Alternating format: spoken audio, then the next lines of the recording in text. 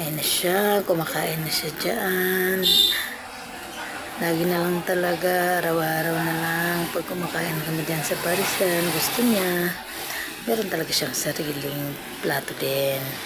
Tsaka may sabaw siya. Ang ganda lang dito sa batang to kasi wala talaga siyang pili. Kain lang siya ng kain. Kasi kagabi talaga niyan pagsara namin, gutom na daw siya. Nagrereklamo na siya. Kasi tinanong ko siya, saan tayo kakain? Sabi niya, parrot daw, parrot.